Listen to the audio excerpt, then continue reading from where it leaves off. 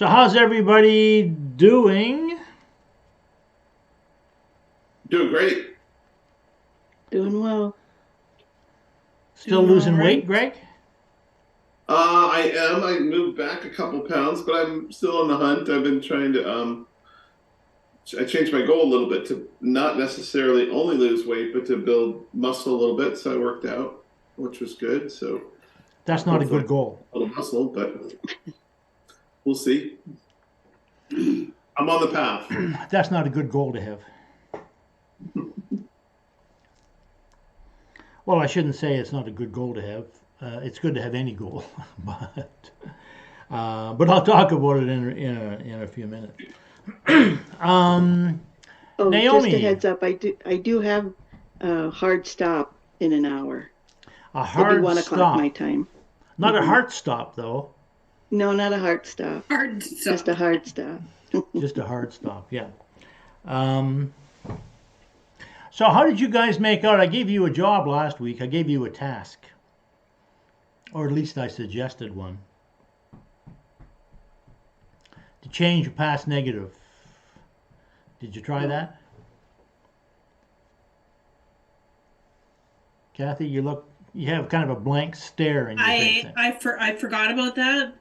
But it must have some sort of sunk in because I didn't specifically do that task, but all week I've been sort of rethinking.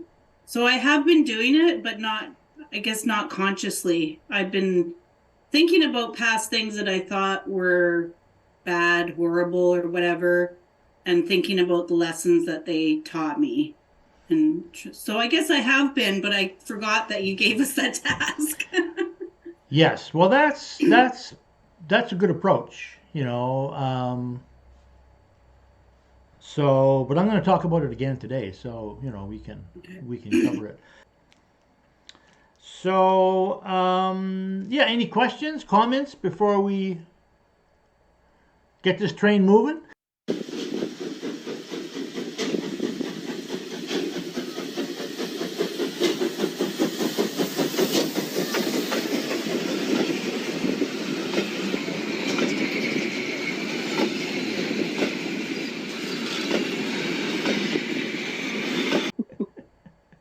Did you have a didn't you have a did you have some visualizations that you made, some artist visualizations about your course? And where were they? Were they in the Udemy class or the? What do you mean visualizations? Did you have like a cartoon, like an artist make some boards that were related to your ideas? Phil's here. Oh, there's his name. His name It's showed up. me.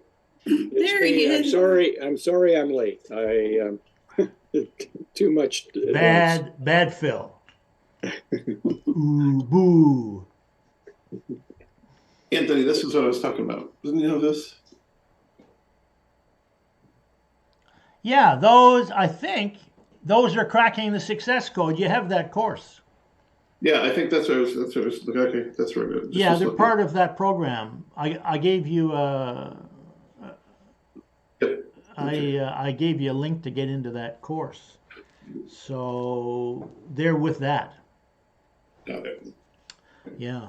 So Phil, how was your Retreat. retreat? It was great. Yeah, beautiful place. It really exceeded my expectations in terms of the facilities. It's a beautiful lodge right up on the top of the very high the hill that looks down on Snug Cove.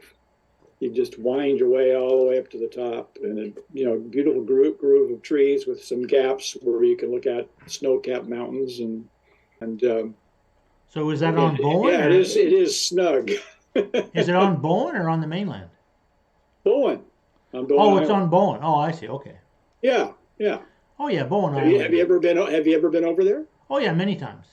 Okay. Well, Yeah. there's a little on the water side. There's a whole bunch of businesses there, Right. and that road that goes up the hill and to all the connecting places to the other side of the island. There's a turn, and then you wind up to the top of the smaller hill, not the big hill that's off further Hmm. west. great view up there. And I wonder how many. I bet if you did a search on the internet for Snug Cove, you'd probably find that there's 50 of them around. Oh yeah, yeah. Well, it's Snug Cove, BC. Right. So Well, then there's only 20 of those probably. Yeah, great. So it yeah, was. so Was it it was a a silent? silent retreat. There were about 25 of us, and we did a number of 1-hour sits where we all meditated together, and not a lot of talking in between. Although there was some leadership stuff and poetry reading and stuff like that, things to think about, and yeah, so mostly members of our church on the west side of Vancouver, Canadian Memorial. So it was organized through the church. What's that? It was organized through the church. Yeah. There's a real movement in our church towards contemplation, Christian contemplation, which is, meditation, prayer, what do you want to call it? But it's Oh, okay. going within and being, in touch with, your spiritual life, and that's, what it was about. Yeah, great. Yeah, and doing it together with Meg was really, really nice. Yeah. Oh, yeah, of course. Yeah. So, any other comments, questions? Okay. So this is week 57. 57. Now what? Oh, there's Heinz 57. 57 seemed like somehow a significant number. Well, and also the 57 Chevy was pretty. Yeah, that's pretty true. Yeah. I was thinking Car 54. Where are you? That's an old TV show, but of course we passed that one. Yeah. So last week I gave people a bit of a task. Getting back on porpoise here. And I asked them to change a past negative from negative to positive, or at least to shift it a little bit, So Kathy said that she sort of did it, not sort of deliberately, but kind of intuitively thinking about it, right? Jessica, how about you? Yeah, I did mine before the class was even over. Remember, I showed it to you. What was that? Taking my last job and turning it into not a mistake. Oh, good. So what is it now? Well, now it was a lesson. It taught me what I don't want. Like right up in my face, taught me exactly what I don't want and what I value, right? Like by taking the job, I got a pay raise, and I was lured by that, knowing that the drive was going to be a lot. And I already knew, like, if you'd asked me prior to taking that job, do you like to do a long drive for work? I would have said, absolutely no way. I would never do that. But I got lured by money because it was a decent raise. And so I took the job, and I did it for 8-9 months. And that was the deal. It was like, no, I know now, like, that is not okay with me. So I chose a lifestyle, and I've taken a job now that is only 10 minutes from home, and I feel so relieved. So, it's like it was just reconnecting me with what I already knew about myself, but it's like I had to go through that to really feel the pain of it, to go, yeah, no, this is not okay with this. So yeah, it was good. Just kind of a values gut check, kind of. But then for a while there, you were beating yourself up, but now the negative turning to a positive is, this was a good lesson. Yeah, absolutely. It's like it reconfirmed like who I am and what I value without really realizing that's what I was doing. So that's good. That's good. Yeah. Mm-hmm. And you can continue to do it. Oh, I will. You don't have to stop just because you did it for half an hour or something. You can keep on making it more and more positive, right? So what does it say about you? Which part? the whole process, the whole thing, this past experience? Like like the fact that I took a job for money and then realized that what I really value is time. Like, what does that tell me about myself? Yeah, but there's more to it than just that. Okay, well, I'm welcome to your insight if you have some. Well, I'm I mean, asking you. to me, you know, that was like the big what- lesson that I learned, right? That was the big one that I took away. So, Okay, so what's another lesson? I don't know. I mean, everything else about it was fine. The people were fine. The work itself was fine. I got to geek out on shipbuilding, which was super cool. Like, there was already a lot of positives, but it was the one that I think I needed to learn was that money does not trump time for me. I feel that's the one that I feel like was the one I needed to learn. That's good. Yeah, so your values, now you're more conscious of your values, right?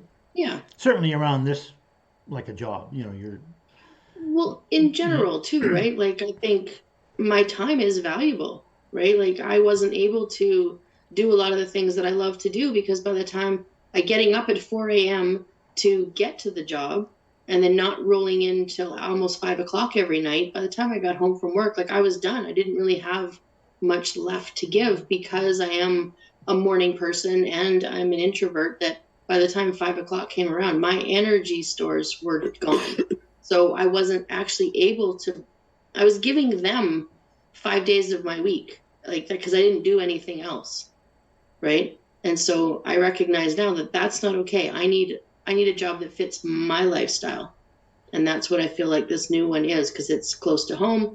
I don't have to get up so early, but I'm used to getting up early. So I actually bought myself time in the morning that I can use, you know, so I'm really seeing it as it was a really good lesson. And now because I'm so used to already getting up early, I'm not going to sleep in. I'm going to use that time, right? That's because time is what I value so much. So like even this morning, I woke up at 4 o'clock, got up, started working because my internal alarm clock's there. And it's not a bad thing as long as I'm not doing a 2-hour drive along with it. So I think it actually did a lot of good things because it set my alarm to get me up out of bed when I'm at my juiciest. And I'm just going to try to keep doing that. So.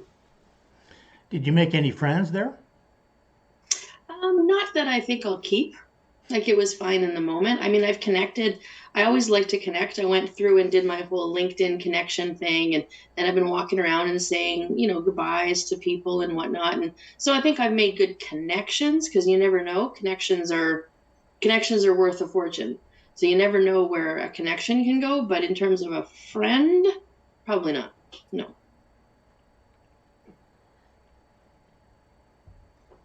But you made some connections. Absolutely. So that's good. Mm-hmm. Okay, well that's that's great. That's great. So how do you feel about it posted now? some- Like on a scale of 1 to 10, sort of, you know, how would you rate it? The exercise or the No, the experience, discovery? taking the job and working on the job and Oh, yeah, I think, I mean, I probably, prior to putting some thought into it, would have been like, what a silly move. What was I thinking? Maybe giving it like a 4 or something like that. But now, after doing the exercise and realizing what I learned from it, yeah, it was probably like an 8. It was probably even a 9. Like, I think it was something that really good to actually do and go through so that I could learn this lesson. Because you can't learn it. Someone can't say to you, oh, you're not going to like the drive and, you know, the money's not worth it. Like, it doesn't matter what somebody says. You have to live it. You have to feel the pain yourself, right? So I think probably like a 9. It was still a good thing to do, for sure. so that's good. So you moved it from a 4 to a 9. Yep. So that's great. That's the whole purpose of the exercise, you know. Mhm. I mean, you could move it to a 10. If I wanted to. I think I got what I needed out of it, though. Yeah. Why not move it to a 10 though? I could. Yeah. Sure. Um, The coffee there was pretty good, so that Yeah, makes there it you go. 10. maybe 9.1. That's right. Yeah, 9.1. Yeah. Naomi, how about you? How did you make up with that? I didn't go through the exercise. I guess I was so focused on a project that I finally got that writing. I had a writing project that I had finally got it done. So Well, that's good. yeah. That's good. Well, you can do it this Yeah. week. Um, Greg, how about you? I honestly I didn't do the exercise either, although I have an answer to the, I guess, um, an immediate answer I can give if I think of it, what I think the exercise is. But I was spending some time on some other things this last week. I had looked at kind of looked at the system last week and was using some of my notebook more actively. So I was filling in different sections and things like that. So a lot of those are actually very positive kind of thoughts. They're not really looking at much negative. It's trying to use the positives to bolster your energy a little bit. So I was really focusing, trying to gain energy by doing some of the exercises. But I would say in general, my view has shifted that a lot of in I guess my beliefs have shifted, that a lot of the failures or problems that I had, I don't harbor a lot of upset about those anymore, because I think those are just experiences where maybe I wasn't thinking properly. I was thinking with the best I had at the time, but I think I made a lot of mistakes in my life that I was very, I guess, upset about, or had negative feelings about it, because I felt like those were just considered failures. And throughout my life, I've had some things that I've handled that way, but now I'm a little more neutral on it. I kind of think they're just events. There's not necessarily a good or bad associated with a lot of them. Kind of even the bad things that happen are things that happen, and my reaction to them is up to me. If that makes sense. So, Yeah, well, you can do it this I week. got You can do it this week. So here's the point. And this is what I was looking for in the book, because I think I say this specifically in the book, but I certainly refer to it in the second half of the book, because the book is divided in two parts, right? What's the first part?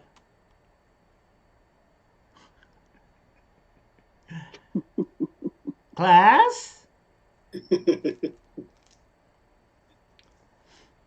I will refresh your memory. Sorry, I haven't listened to it since we started this last year. Can you see that?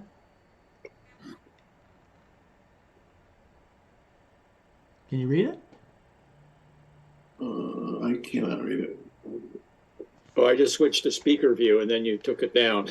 I'll read it. Part 1, Discovering Your Hidden Power. What is part 2?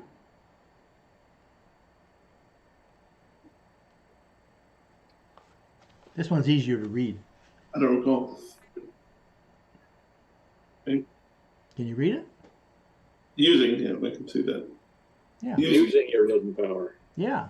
So that's the two parts, right? The first one is discovering your hidden power. The second one is using it. So, using your hidden power. So, and as you pointed out last week, Greg, there's like 4 or 5 chapters in there about how to change the past, how to cultivate the future, those kind of things, how to heal your wounds, right? So, the model that I use in there is that your life is a garden. And so if you have a garden, then what do? Well, you plant the good stuff that you want, and you remove the bad stuff that you don't want. So that's called cultivating your life, right? So part of it is looking at the past or the present or the future. You can do it in all 3 times, right? There's 3 times. Buddha said that. There's 3 times. So you can remove, or, well, the way we remove them basically is we change them, as Jessica just talked about, right? So you look in the past, you have a negative experience, you change it. You get rid of it. You don't want that negative experience there. I talked last week, Phil, about Robert Bly. Oh, and the long black bag. Everybody's dragging behind them this black bag full of all the, hurts, regrets, negatives, whatever. So the thing is to get rid of those. And the way you get rid of them is you change the negative into a positive. And it's a spectrum, of course, right? I mean, you can shift it like Jessica said, that was a 4, which would qualify, I guess, as a negative. I mean, assuming that like 5 is kind of in the middle, 5 might be neutral, right? So if it's a 4, then it's a negative experience, and now it's a 9, so now it's a positive experience, right? So that shifts it. So now the past has less negative energy in it and more positive energy.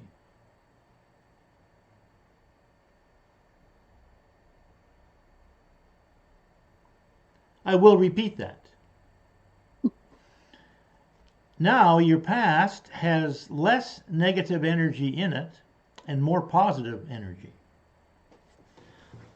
So you're always connected to the past and the future equally.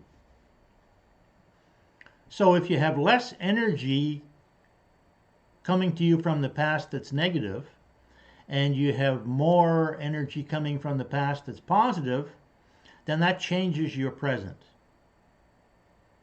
So my book is called Heal the Past, Transform the Present, Create the Future. So that's how you do it. You heal the past, that transforms your present automatically. So Jessica's present is better now, right? And so the more you do that, then of course, the better it gets. So can you remove all the negatives from your past? Is that possible? Phil? Remove all of them? Yeah. That's a challenge, and I think you can you certainly reduce them.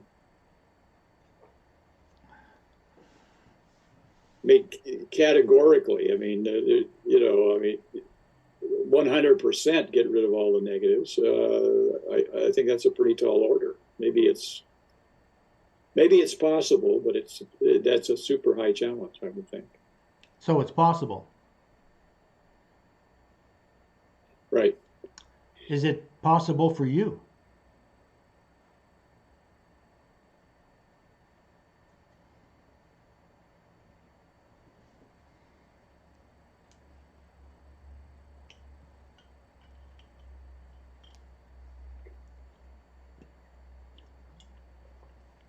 I would like to say yes, but I'm not sure.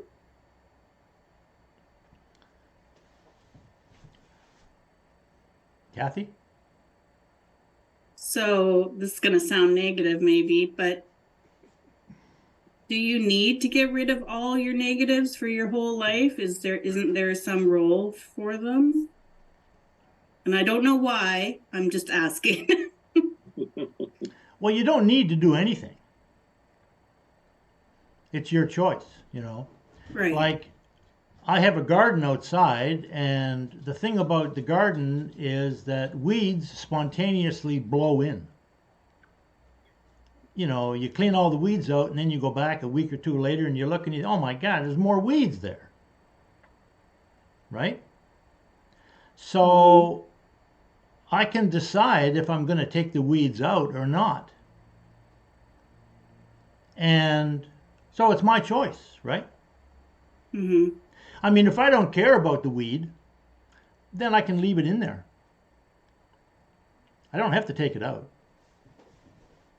But if I want to take it out, then I can. So it's your choice. Okay.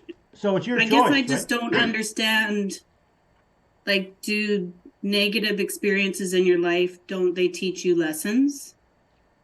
Well, do they? Even the negative, like the negative ones? Well, if they teach you lessons, then it's not negative anymore. Then it's a positive lesson. Okay. I have to give this some thought. That's the problem. You have to think about it, right? Yeah. I guess you could say you're not going to forget those negative. It's not like you're erasing them like they didn't even happen. Right. It's about changing the charge on. Changing the Right. charge, right? Changing the charge. Like, Jessica is not going to erase that experience of working for that company, right? It's still there. She can remember it. But the difference is, well, you tell me, Jess, what's the difference? Well, I'm not kicking myself in the butt anymore, thinking like, why did you do that? That was ridiculous. That's You right. should have just stayed where you were. Like, I'm not pointing the finger at myself anymore. Right now I'm going, oh, actually it was a good thing. I learned some things. I met some people, like, and I learned something about myself. So it did. It changed the charge exactly to what you said, Phil. Yeah, so And when I exactly. think about it now, it doesn't have a grip on me. Now it's like I can think more positively about it when I think about it. Exactly. So that's the point, right, Kathy? Look, Okay. you don't have to do anything about it. You can just say, oh, that was a bummer. I feel bad about that. Right. But why feel bad about it if you don't have to? Okay. Unless you're a masochist, And some of us are, right? Or at least, some of us can be a masochist some of the part of the time, right? We might say, well, I did that bad thing and I feel bad about it, and I'm going to continue to feel bad about it because I deserve it, right? I deserve to feel bad about it. Well, okay, that's a choice too, right? Yeah. So, by the way, this exact thing that I'm talking about here, this is a lesson I learned from a guy called La Buddha. So this is 2,500 years old, right? So what I they didn't say, realize he was French. yeah, he's French. I thought you were saying he was Mexican. He's French and Mexican and everything else too, right? Yeah. So where do the negatives come from? Well, according to the Buddha, they blow in, right? The wind brings them in. Like, you clean the weeds out of the garden, and the next time you turn around, oh my God, there's another thing I don't want growing there, right?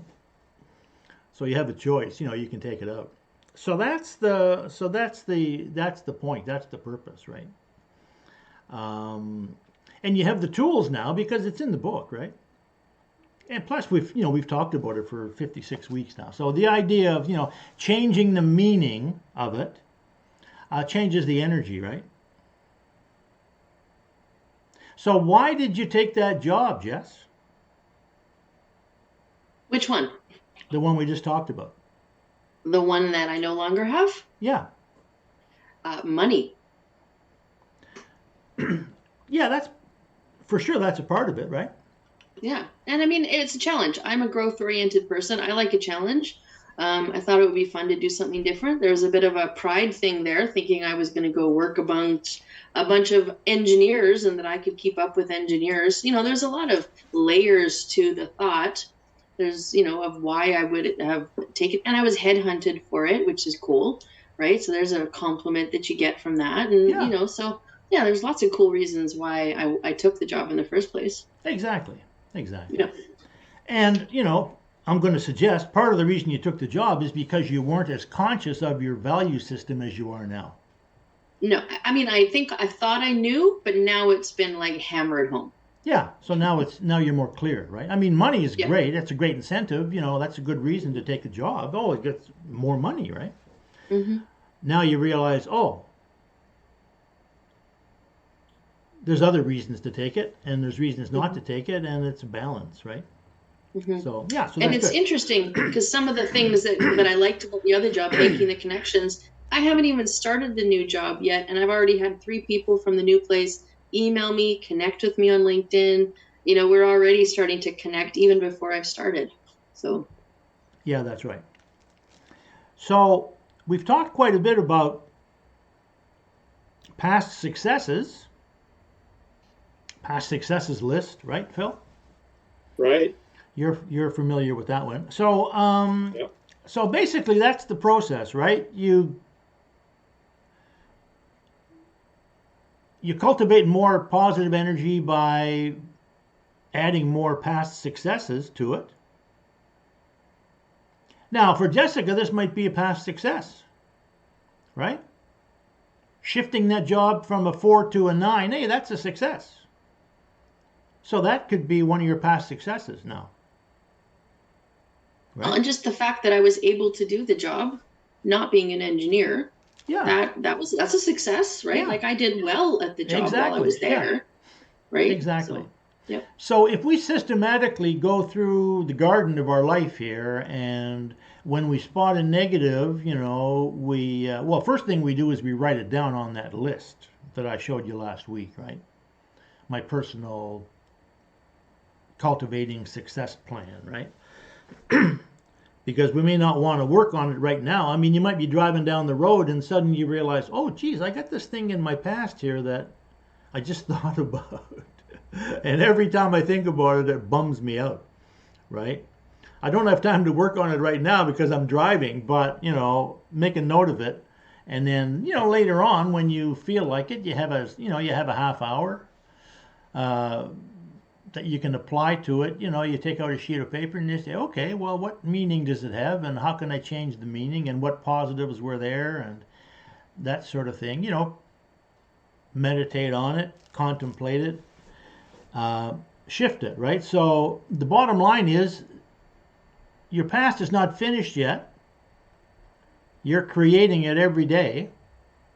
And so if you're creating it, the parts of it that are negative, shift those around. Get rid of the negatives, lower the negative energy, increase the positive energy, and then your past is better. That automatically transforms your present. It also opens up a new future for yourself. So you have more possibilities in the future now, more positive ones, because your past is now different. So your timeline shifts.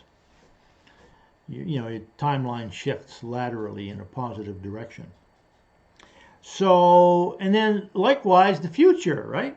What negatives do you have in the future? What's a negative? Well, it could be a fear, could be a worry, right? Could be something that you have to do, but you're hesitating because it's going to be difficult, right? It's going to be painful. Well, change that one too. Change your attitude about it. Look at it differently. Talk to yourself differently about it. If you had the choice of removing negatives from your past and adding more positives, why not do it? It's your life. It's your garden. It's your lawn, right? Same thing in the future, If there's something that's coming up that you are hesitating about, it's difficult, it's painful, you don't want to do it, you're procrastinating, it's got all kinds of negative energy to it, shift it.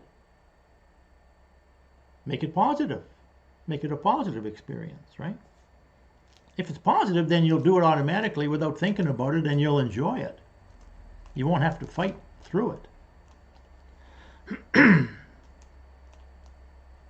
So that's like an ongoing process, and that's why I mentioned it last week, because I realized we haven't sort of talked about it in terms of a process, right? So that's why I brought up that worksheet last week, because it's in the binder, it's in your workbook. We haven't really talked about it.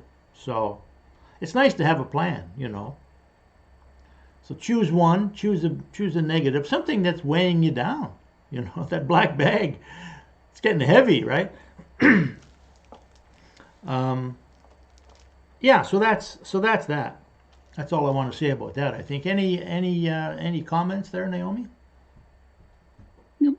No, but it's a good reframe. I mean, reframing something definitely takes practice. Yes. Yeah, the more you do it, the better you get. Now, I would guess, just off the top of my head,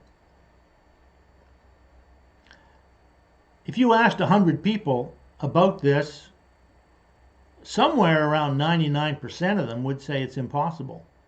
Can't change the past. Well, Jessica just proved it. Sure you can, right? So once you realize you can change the past, then, you can go to town on it, right? Can I make a quick thing? Yeah. I think sometimes people don't want to. It's like part of their identity. It's true. Yeah, that's another part of it. They may feel that they deserve it, right?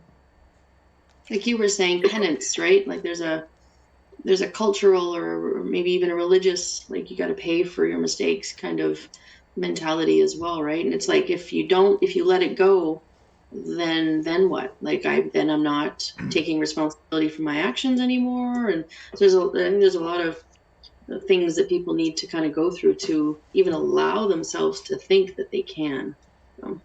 Well, there's a line that I heard that says, we're not punished for our sins.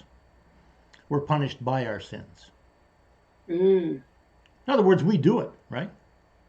If you believe that you deserve to be punished, then you'll be punished. Mm-hmm. And you'll accept it, right? Or even go look for ways to be punished. Like I have a friend who has addiction in his life, and for him, like he would go looking for ways to punish himself. It was like his way of compensating for what he'd done in his past, right? So Yeah. he wouldn't allow himself to be happy because to him, then he wasn't paying for his mistakes. Yeah, he's a bad person. Yep. So he deserves to be Go punished. look for right? proof. Yeah. Yeah. So that's a belief that you can shift, right? But again, it's a belief that a lot of people aren't even aware they have a choice. So, we do. We do know that. As long as we remember we have a choice, which we may tend to forget. So Greg, I was watching last week's video, and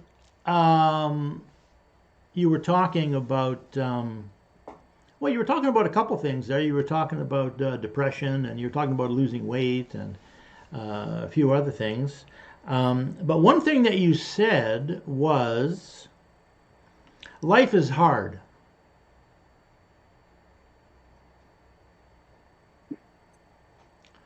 So I'm wondering, do you believe that? I don't anymore. I have kind of gone from that place where I used to say life is hard. And I had a psychologist back when it was probably 14 years ago or something like that. And my psychologist that I had went to see for a couple of years or a year or so, he said, yours is, and it used to bug me. He would say, yours is. And I would thought, well, I understood what he was, I thought I understood what he was trying to say. I would say, there's a lot of things that come at you during the day, or, that challenge you, or switching jobs, or not getting paid enough, or difficult situations.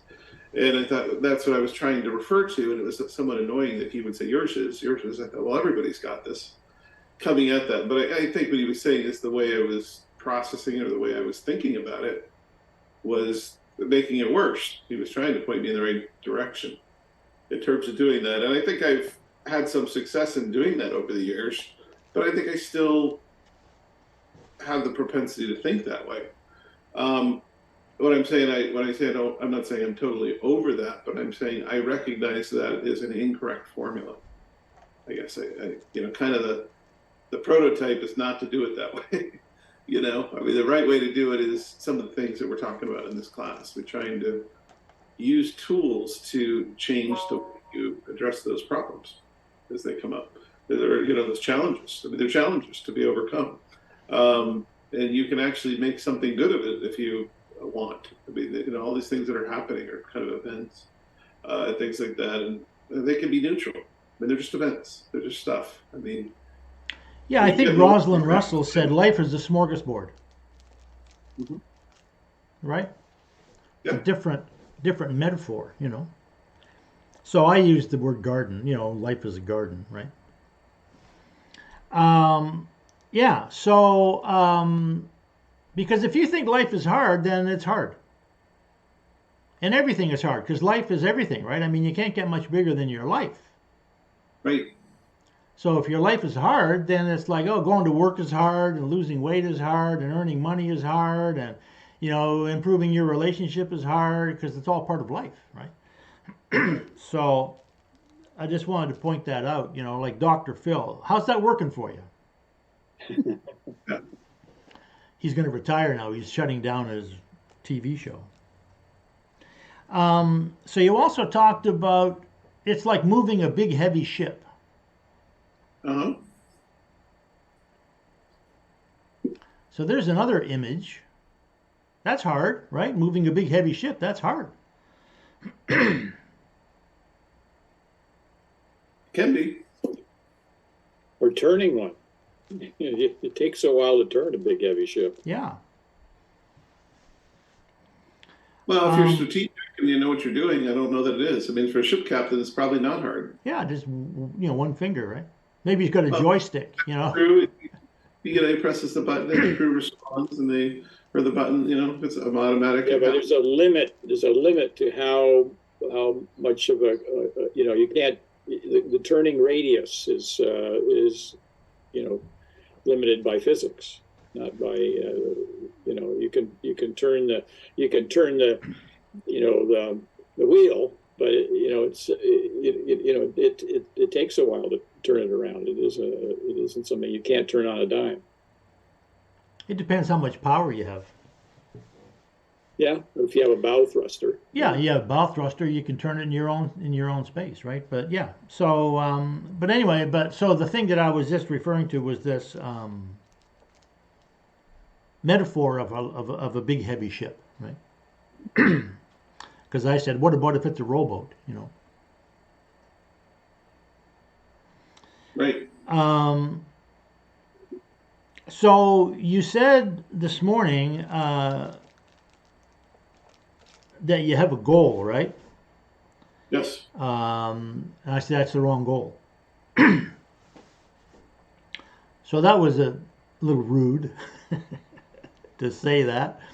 So so what I was referring to is this, you know, because what you were talking to, or I mean what you were talking about at that point, I think in our discussion last week was about losing weight. Right. So if you watch the video, you probably haven't seen it yet, have you? I haven't. I was thinking about it before. I usually try to at least glance at it and maybe get half of it down Yeah, my, I was late. I was late getting it uploaded. I had a problem with it, so I didn't upload it until yesterday. So you know, you didn't have a chance to see it. But you'll see it when when you watch it. You'll see what I'm referring to. So we were talking about losing weight, right? Right. And there was one point. There was about a 5-minute stretch there. As a matter of fact, I was thinking of just recording it and then playing it back to you and saying, you know, what would you do if a person said this? Mm-hmm.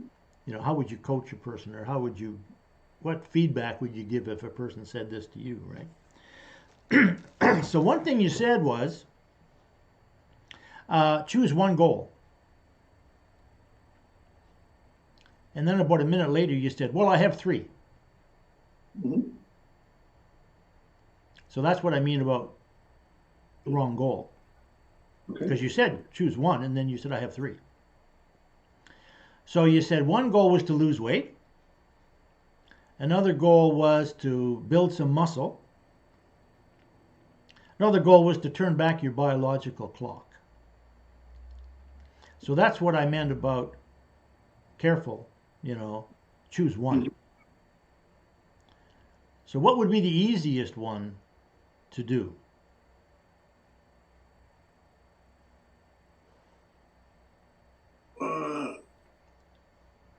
The easiest one is to lose weight, physical weight, to control your diet. Is probably this, you know, the one that requires less time at work. It's just to not do the wrong things. Well, that's what I would say. You know, it's probably easier to lose a pound of fat than it is to gain a pound of muscle. Yeah. I mean, to gain a pound of muscle, you know, it's a lot of work, right? So I think probably losing a pound or losing a couple pounds, probably an easier goal to work on first, right? Right. Maybe when you lose 5 pounds or something, then you might be motivated to go to the gym and, you know, maybe pump some iron, right? Right. I mean, nothing is stopping you from going to the gym if you want to go to the gym. I'm not saying don't do that, you know. But what I just wanted to say was choose one, choose the easiest one. Because what we were talking about in the context of last week, the context we were talking was when you achieve a goal, it changes everything in your life. It's a little bit like, taking the negative away, right? Like the way I see it, Jessica's life is now better in every area because this thing that used to be a 4 negative is now 9, or at least a 4 positive, now it's a 9 positive, right? So that's what we were talking about last week was if you have a goal, and you mentioned, one of your goals was to buy a tube of toothpaste, so you went to the store and you bought a tube of toothpaste and you felt, hey, I achieved a goal there, right? Yep. And so what we learn is that when we achieve a goal, it makes us feel better, and it's like shining a light in a room. It shines everywhere in the whole room. So when you consciously choose a goal and achieve it, it improves every area of your life. It's like discovering fire. Well, I think it is. I think that's a there's big goal. I mean, that's a big thing, right? I mean, No, buying I'm saying buying a like- tube of toothpaste is not No, like but- discovering fire, but No, it that's is the goal, achieving not the- achieving a goal. Sorry, what? I'm saying that I think that some of the tools you're using are like a person that discovers fire. I mean, it's an analogy, but Cro-Magnon man early man when he discovered fire, that's a tool that gives you a lot of things. You do a lot of things with it. You can, make a Absolutely. speaker. Yeah, absolutely. Well, that's kind of how I look at my book, and this whole system that I'm sharing with you guys. It's like, a lot of the stuff that we're talking about, other people think is impossible. How many people say, oh, you can't change the past? I always say, oh, yes, you can. But if you think you can't change the past, then you won't even try. So, Well, I think some of the tools, using the success list to motivate you. For example, I think that's an idea you had to basically gain energy. Yeah. That seems crazy to a lot of people. I mean, that's like a screwdriver in the analogy. It's like fire. A hammer is the one idea. The screwdriver. I mean, if you have tools, you can do a lot with your mind. You start to rearrange and say, okay, I'll use this tool to cut this, and I'll do that. But you become the craftsman of your life. Is very different than someone who a lot of things you're saying, I think that people in life tend to fall to a very low denominator in terms of behavior and attitude and thought process. We're really low. We grumble and complain and fail and get depressed and all those things very easily. Gossip, all that stuff is very base stuff. But to get to a higher level. Exactly. And it's because of their belief system. It's because of what they believe. But if you could start changing those things, you get control. You believe I can change my life. Yeah. That starts to be a different game. That's a big one. That's like discovering fire, like you said. Just the thought that, hey, I can change my life. My life is a garden. I can change it. One other comment that you made, and you've made this a few times, so I'm just going to point it out to you. Uh-huh. You say it's either a 0 or a 1. Yep. You remember saying that? Yeah, it's binary. It's your analogy to it being binary. Right. So, is that a good belief to have? That things either are or they aren't? It's probably not correct. There's probably 0 or 1, and there's in between. I mean, I think there's certain things that it's kind of black or white. You're saying, hey, I could be this or that. There's somewhere in the middle. There's in the middle. It's probably not accurate for a lot of things. Right. Well, to use Jessica as an example, again, here we are beating up on Jessica. Binary thinking is like taking that job was a mistake. Right? Yep. Yes? That's binary, right? It was a mistake to take that job. Well, I mean, that's my go-to, so that would be kind of where I would lock in, right? Yeah, exactly. I mean, that's what we do, right? Oh, it's a mistake, Well, I'm thinking of your picture of the old woman and the young woman. Binary would be the old woman. I only see the old the other one would be I only see the young, and in between would be I see them both. Yeah. So binary would be like that was a mistake. I don't want to think about that because it was negative. Mhm. But and I mean, for some things, of course, that's good, right? Binary is good. Like I'm married. Well, I won't have sex with another woman then. It's like yes or no, and the answer is no, right? So so in some things in my life, it's a binary question, right? But for other things, it's a spectrum. 0 to 10, let's say, right? Moving from a 4 to a 9. It's a continuum. Yeah, it's a continuous spectrum, right? It's a continuum. So I think in a lot of ways, the continuum is, it's a more appropriate way to look at things, right? Because something can be like not just negative or positive, but it can be a little bit positive or a little bit negative, or, like that decision that Jessica made to take that job. It was a positive decision, but now it's even more positive, right? And that's less negative. It has less negative energy to it. Naomi, you said you had to leave? Yep. In just a minute. So. Oh, okay. Yeah. So I think that's basically what I wanted to say today. So. You don't have to quit on my account, but. No, we're not. No, we're not going to quit. But I was just saying that's kind of what was on my mind to talk about today. So All right. any Well, you guys have a good week.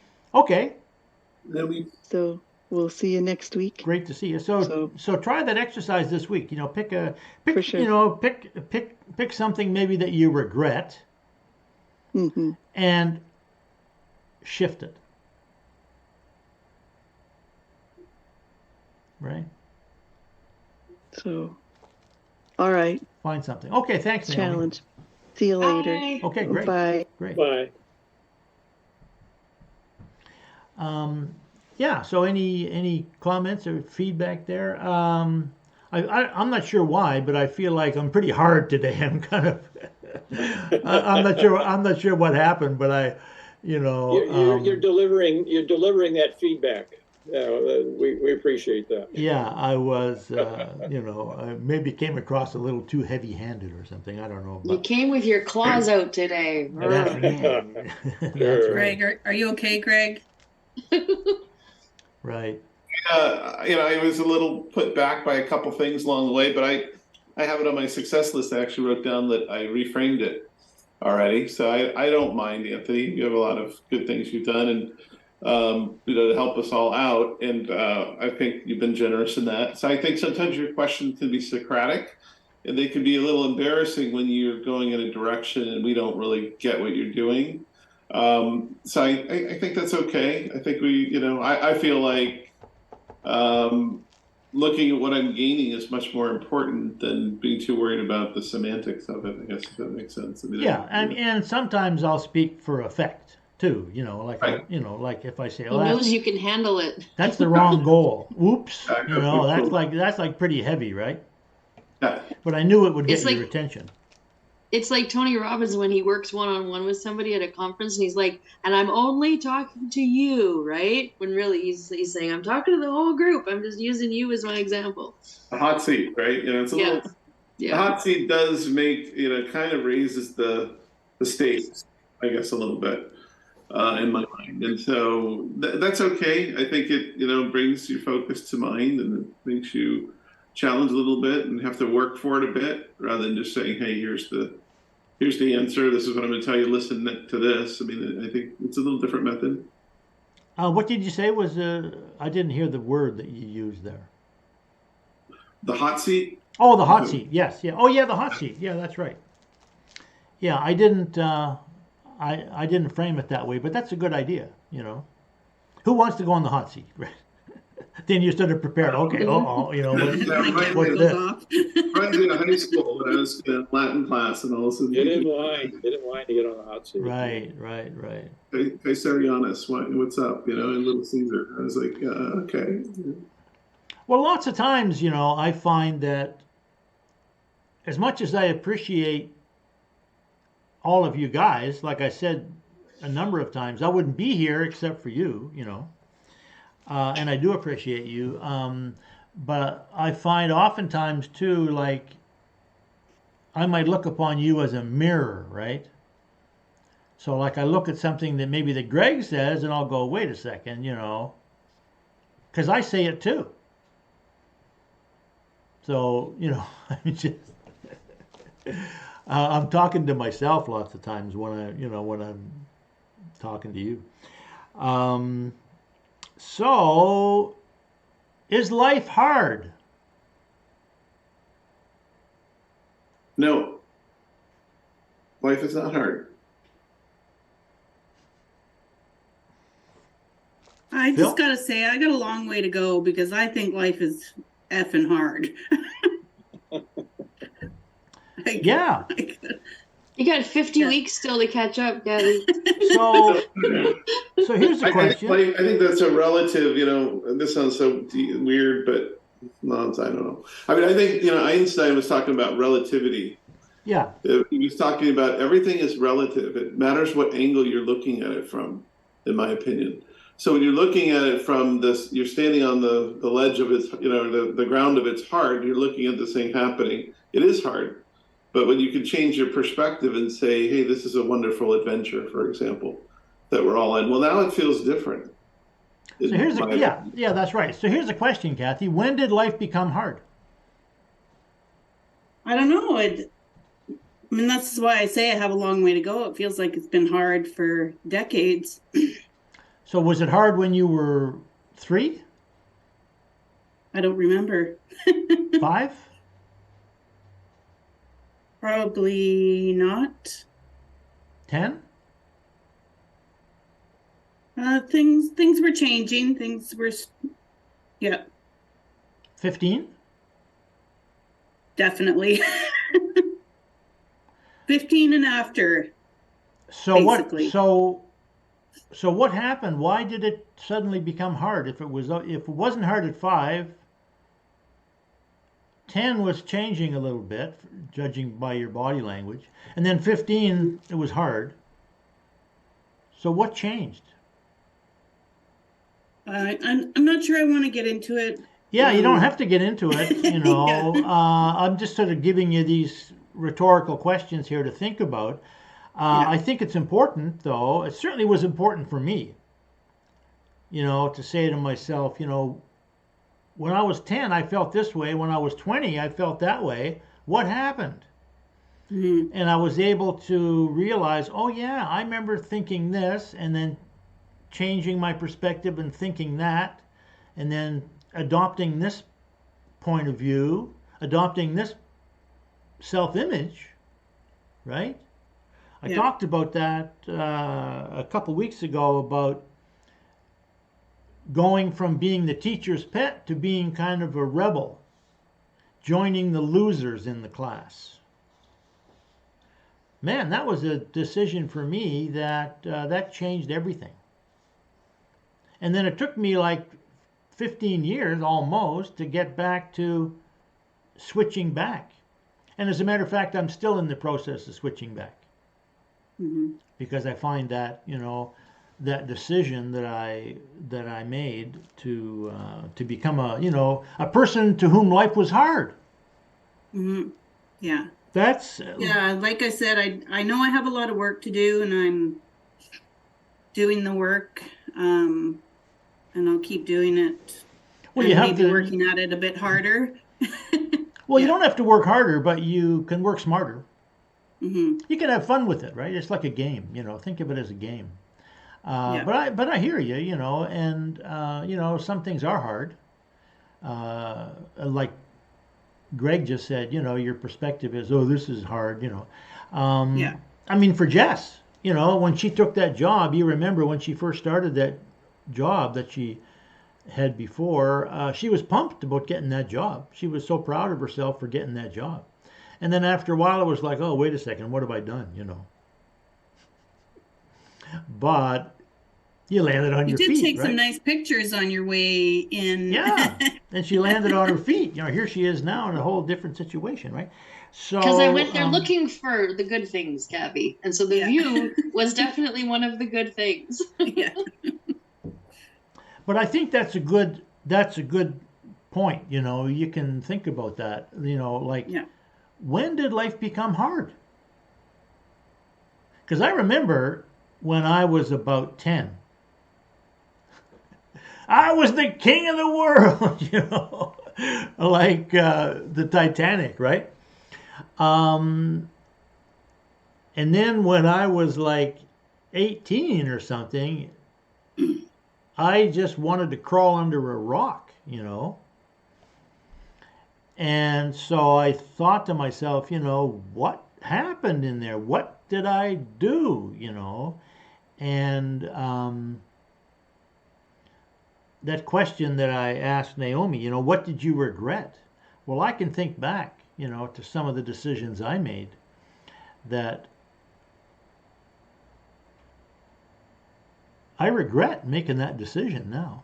But, I did the best I could at the time, right? But it was a mistake. It was a definite, I'm not sure exactly why or where I was coming from when I chose to suffer. Life is hard now. I'm going to make life hard. I didn't actually say that to myself, but, and my motivation, as near as I can tell, my motivation was I didn't fit.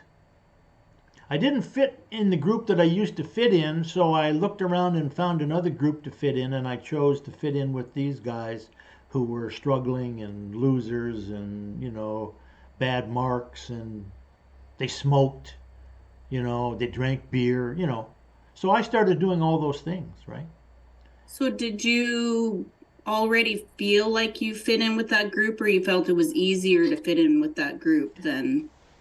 No, I think what You happened remember? was I decided to join that group because I felt like I didn't fit anywhere else. I didn't fit where I used to fit, Right. which was for like the last close to, well, I guess about 7 or 8 years. I used to be a top student, teacher's pet, won all the prizes for top marks in math and, science and whatever. And, everybody looked at me like I was a genius and a winner and a top student and all that, and that stopped.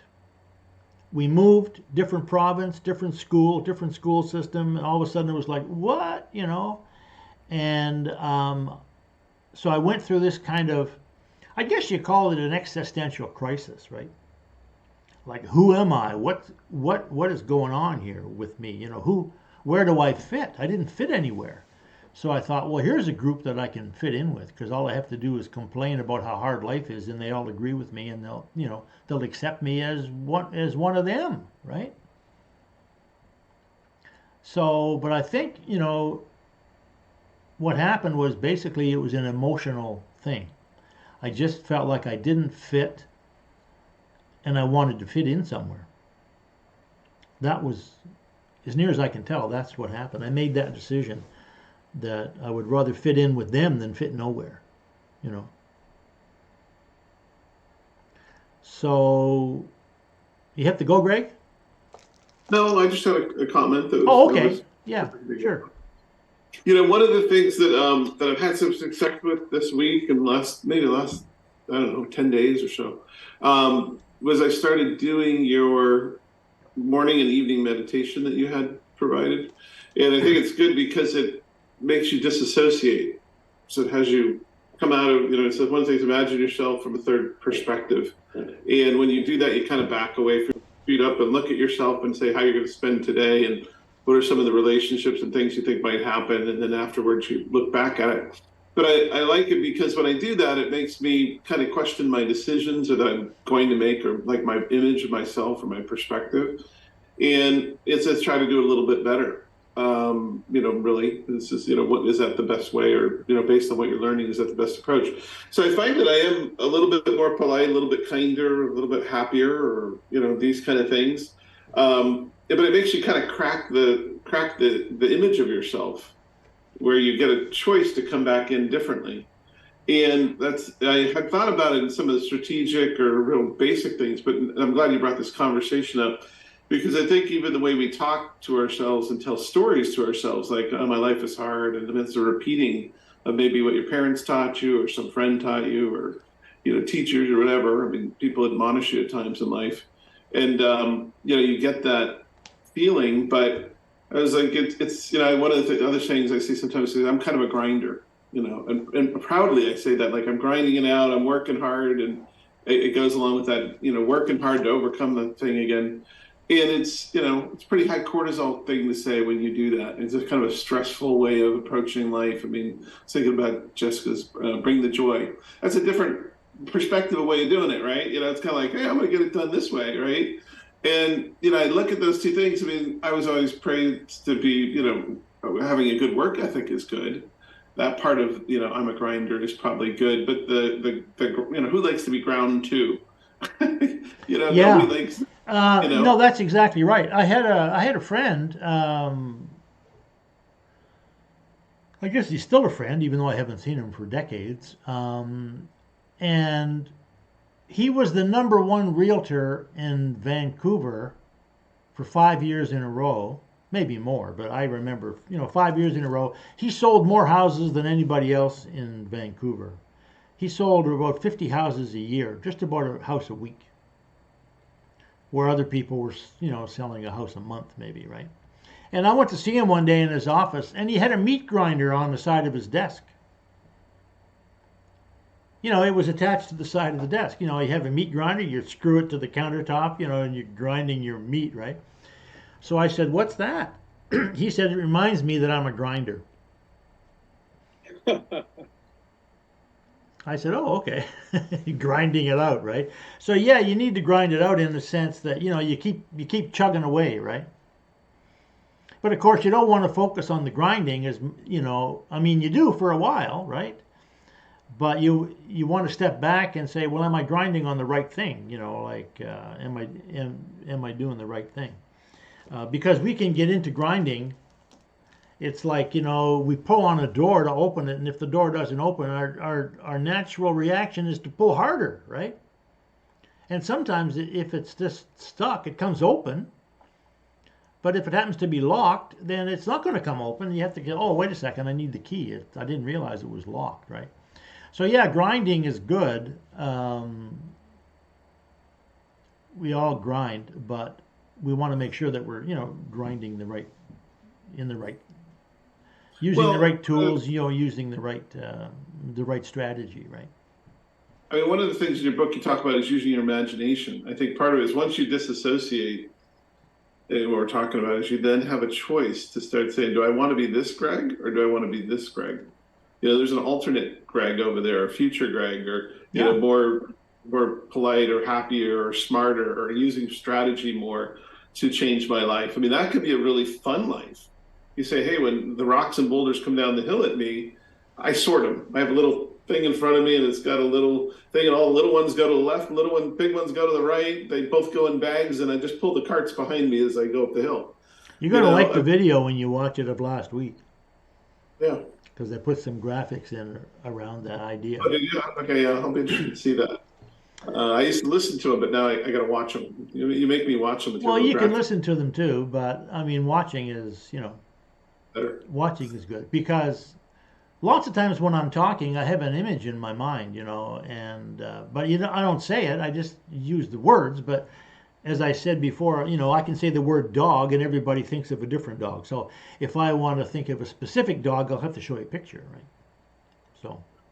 Well, one of the things when I was doing your class, I started to draw pictures, pictures from images for myself. It's interesting. That's why I was asking you early on if you had some images, because it helps my memory management of the ideas that you're talking about. Yeah. And they represent a lot. A picture represents a lot quickly, where sentences and words, you have to say a lot of them sometimes to get there. But as I was I made some myself, some drawings that you're teaching from the book, and so I have it as a prompter to kind of look at it a little bit. But Yeah. Well, I have some pictures in the book too.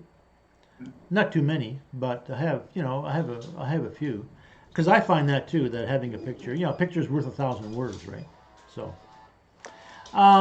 any comments, Phil? Oh, Kathy's leaving. Okay, thanks, No, I Kathy. have a question. Oh, you have a question? You Sorry. mentioned another course. What was the name of that? I have your. Oh yeah, cracking the success code. Is that on Udemy? No, it's It's on a different platform. Okay. That's your course? That's my course. Yeah. I'll send you the information about it, Kathy. Okay. It's an audio course. I did a course for a bunch of business people some time ago. I think it was 2012. But like everything I do, generally I record it. So I recorded this. I actually videoed it too. But the video wasn't as good as the audio, so I turned it into an audio program. But I'll send you the Okay, yeah. information. Yeah, I'll send you the information Okay. about it. So, Phil, any comments? Well, most of the time I've been thinking about the negatives in my life. Going back, even the earliest memory, I think when I would have been about 4, I think. I bit my brother. My little brother when he was an infant, and I remember how upset and worried my mother was. Right. And at the time, it was sort of inadvertent. It wasn't really intentional. At least that's how That's how you framed it. how I felt about it. At the time, not like I was being unjustly accused. I mean, the fact was I did do it, but my intention was not to be mean to my brother. It was sort of almost like an accident. But I could sense that there was some kind of a judgment or something there.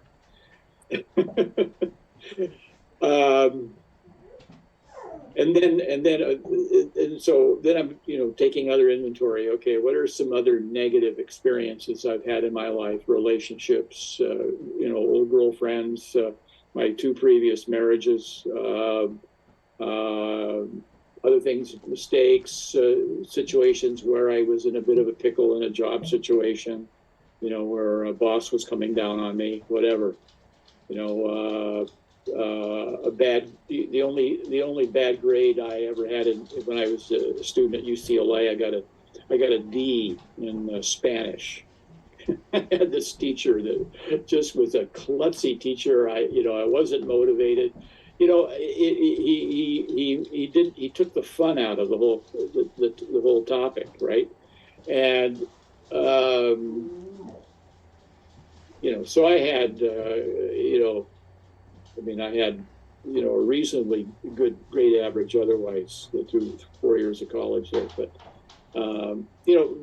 going back and you had suggested creating a success list, things that we've done successfully, and put that in our notebook. But I think I'm also going to make. Is there something I hadn't noticed? Is there a list to make of failures? Yeah, we talked about it last week. Last week I wasn't here. I know. So,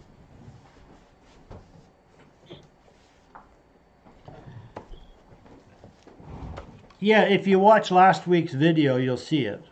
well, I started watching last week's video. I watched the first 15 minutes, and I thought there was a great insight there about understanding. Understanding is off point. The point is to take action, to do something. Yeah, Right. that's right. And And then I guess later on, I haven't got there yet, but then you shifted to this assignment about shifting negatives. Right. Yeah, trying to understand something, sometimes that can lead us astray, right? Yeah, so this worksheet is called My Personal Programming Plan of Action. Mm-hmm. And it's got a few prompts there. Like one of them says, some specific positive attitudes I will imprint into my consciousness are. So that's a positive thing that you want to, like that's a flower that you want to plant in your garden, to use that analogy, right? Mm-hmm. And then some specific negative attitudes I will systematically eliminate are, and you can make a list of those. So those are the weeds, right? The things that we want to shift. But also there are weeds that are lingering influences of negative experiences. Yes. They're not necessarily attitudes, but they're negative memories. Yeah, that's right. So so I have here some specific beliefs I will eliminate, some specific thought patterns I will change, specific habits I will incorporate into my personality, some specific past events I will reframe. Oh, okay. To change their energy. Now, is that in the workbook, or is that something else you're reading there? No, that's in the workbook. Some specific future goals I will attract into my life, and some specific negative situations in the future I'm concerned about, right? All right. Well, anyway, so there's that thing about negative. So that's in this book, but it's just the worksheets, right? Oh, it's the worksheets. So is that specific language in here? Yeah. Yeah, you'll find it when you look for it. Okay, great. Okay, so anyway, I'm inspired to flesh out the list I've already been making in my mind during the session. Right. Yeah. Well, the idea of making lists. I mean, this is the Paul Meyer approach, right? At least this is where I learned it from Paul J. Meyer. So the idea of making lists, and I find it really valuable. I was thinking this morning, because I have been using this system for so long, when I get an idea, when I get a good idea, I have a place to write it down now, because I have about 25 worksheets in 25 different places I can put it down, right?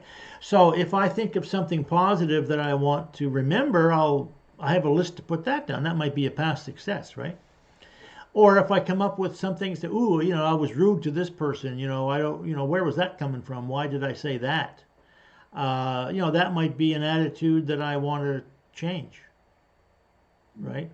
So basically that's how I look at that workbook now, is like pretty well any idea that pops into my mind, I have a place to put it down and record it. And that's the value of it. You're recording it.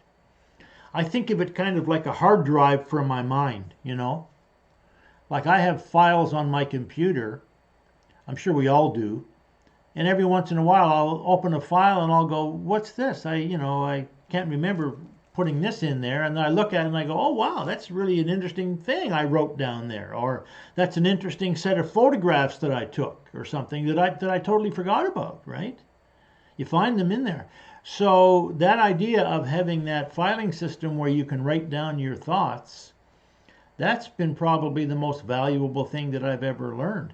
And that's the essence of what I'm teaching now. And I've been teaching it for 40 years, right? Is how to keep recording your thoughts and working with your thoughts. And so it always starts by, writing them down. And you can work on it later if you want. But the reason I mentioned it last week, and the reason that I've been, focused on it today, is because we tend to focus so much on the future. I want to improve the future. I have a goal for the future. That's what I want. But we don't want to neglect clearing up the past, getting the weeds out of the garden. Because if you don't take the weeds out, they're going to choke off the stuff that you're trying to grow, right? Yeah. Well, one of my wins this week, coming back from the retreat, is that I've totally cleaned and reorganized my desk. something that's been nagging at me for a long time, and I Right. just got the jam to do it, and I'm really happy with it. So I'm just going to keep moving on that and branch out from there. Yeah. I Well- need to go pretty soon myself here. Right. Well, I think we're done. But yeah, that's a great thing. So the fact that you cleaned your desk, that's a desk. That's a right. win. And I made right? I made a sale yesterday in my business. Oh, okay. So Yeah, that's good fantastic. too. Yeah. So you want to record those, right? So you can go back to them and you can remember them and extract the positive energy from those wins. Right. But having a list of negatives is good too, as I described today, because they're generally things that we don't want to think about because they make us feel bad when we think about them. So we just try and avoid them. When I did do that, while I was doing that, I've already done some reframing for a lot of that. Otherwise, I'd be totally bogged down and totally in the dump if I hadn't. But there's probably some that's only partially cleaned up, and Right. it's better to take it to the next level. Well, some of those thoughts, they turn into attitudes, and then they turn into beliefs, right? And then they can turn into like a self-image or a lifestyle. So it's like those little things that we have in our garden, they start off as a little shoot. We can pluck them out easily. But if we don't, but if we don't, about weeding. if we don't, That if you can pluck out the weed, but if you don't go and go down and at least 6 inches and get all of the root, it's gonna grow back. well, that's true. That's true for some weeds, But other ones, if we don't pluck them out, it can continue to grow, and it might turn into a tree. Like I have a tree outside, and it started as a little thing, that blew in, and I didn't know what it was, but I just let it grow, and then now it's like 4 feet tall. So do you want to keep it? Yeah, I like it. There you go. So sometimes these weeds actually can be a good thing. Oh yeah, yeah. So a weed. I used to do gardening, right? Yeah. I was a landscape gardener for a while, and so a lot of these ideas that I'm sharing with you guys now are things that I learned when I was gardening, right? And Well, I'm a gardener too, and Yeah. we call those volunteers. yeah, So it's a great. you go up with this volunteer or not? Yeah, it's a great metaphor. So this guy that I was working with, the master gardener that I was working with, I asked him one day, what's a weed? How do you know what a weed is? And he said a weed is a plant that you don't want there. Right. Exactly. So if you want it there, you can let it grow, and it's fine. Yeah. Right? Yeah, or you're curious, you just, I'll let it grow a while just to see. I haven't decided. I'm going to see whether I want this Exactly. plant there or not. Yeah, exactly. So that's what I did with that little thing that shot up. It just suddenly appeared on my balcony one day, and I just let it grow, and then eventually I got to the point where I thought, oh, hey, it's a little tree, so I'm going to put it in its own pot. All right. Okay, well, Okay, great. have a great week, you guys. Yeah, thanks, you guys. For information about this online community, to get your own copy of the book upon which this entire training series is based, either the ebook, the paperback, or the audiobook, go to learntodesignyourlife.com, where you can also get a free copy of this Design Your Life workbook.